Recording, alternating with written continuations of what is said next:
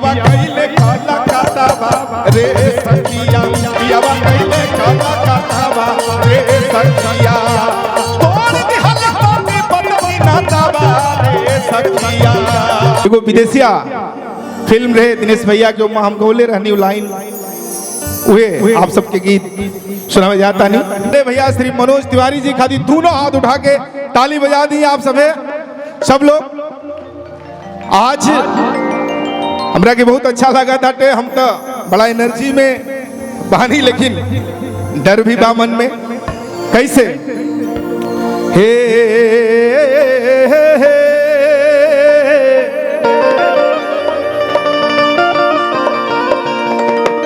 हे हे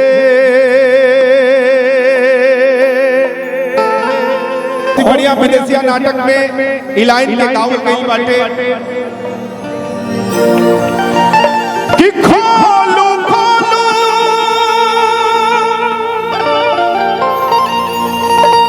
ए धानिया से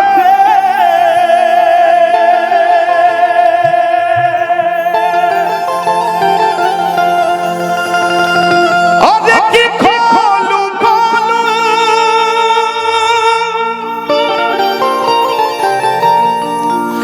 अरे धानिया से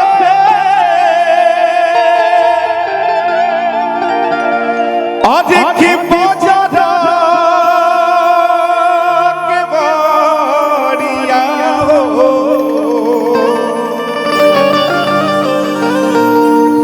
कि हई हम पियावा तोहार रे सवरिया कि हई हम पियावा तोहार रे सवरिया। इलाही बहुत बड़ बाटे लेकिन यही में विदेशिया में हमनी के गाइला जा अरे कि तोड़ दिहल हम पति पत्नी नानावा रे सखिया अरे कि तोड़ दिहल हम पति पत्नी नानावा रे सखिया अरे रे सखिया पियावा कइले काला कातावा रे सखिया पियावा कइले काला कातावा रे सखिया तोड़ दिहल पापी पतनी नातावा रे सखिया।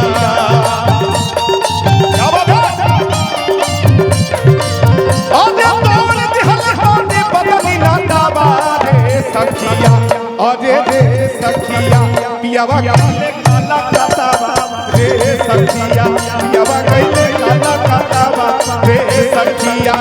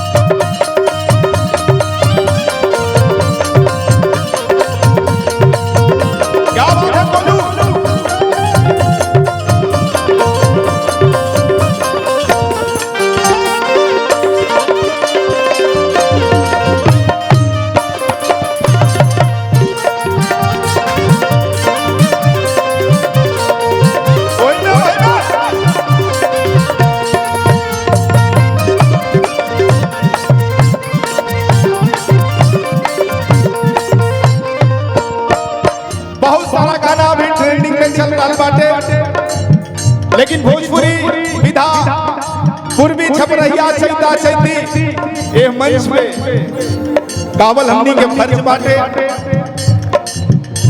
बड़ा बढ़िया लाइन बा हे कौन दिए रे भैया कौन थोड़ा बढ़ा के आधे घोड़ावा में जूता नहीं खसेरावा पे छतावा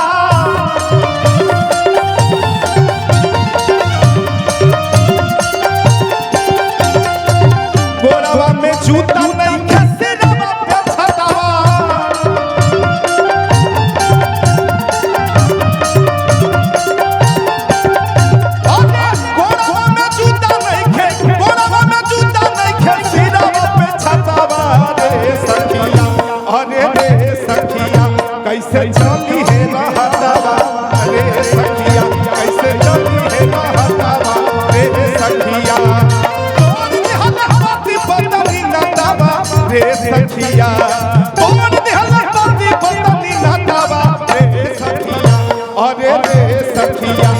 पियावा कैले काला काटावा रे सखिया पियावा कैले काला काटावा रे सखिया पियावा कैले काला काटावा रे सखिया पियावा कैले काला काटावा रे सखिया पियावा कैले काला काटावा रे सखिया पियावा कैले काला काटावा।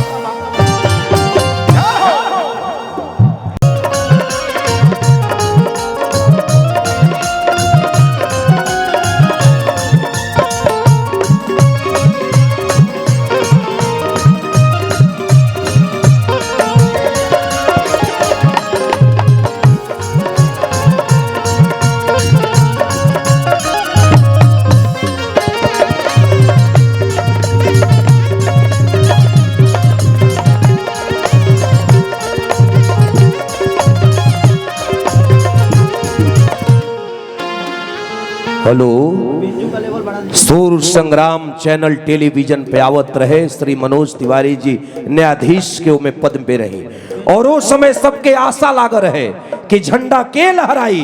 वो झंडा श्री मोहन राठौर जी लहरौनी। दिल मिलल होके दिलदार मिले के चाही, फूल खिलल होके चौड़निहार मिले के चाही।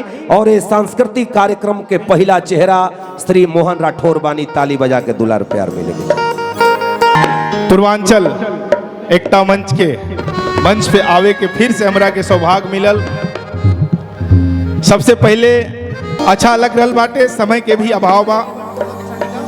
जब सुर संग्राम के विजेता बन के उत्तर प्रदेश से हम आई रहनी तो बड़े भैया श्री मनोज तिवारी भैया जी के साथे ही मंच पे पहला बार हम आई रहनी।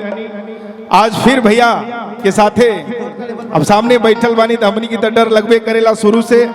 दावत आवत निजा भैया के सानिध्य में और गार्जियन के रूप में हमेशा भैया हमनी कलाकारन के साथे रहिला।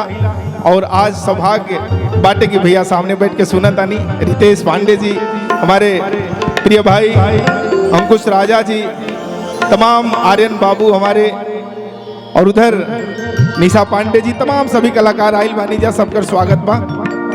बड़े भैया शिवजी सिंह जी के आशीर्वाद से, पूरे कमेटी के आशीर्वाद से आवे कि हमरा के मंच पे सौभाग्य मिलल।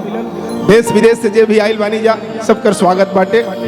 एगो गावे के तो हमनी के बहुत कुछ गाई ला जा, लेकिन ये मंच भोजपुरी के असली मंच बाटे।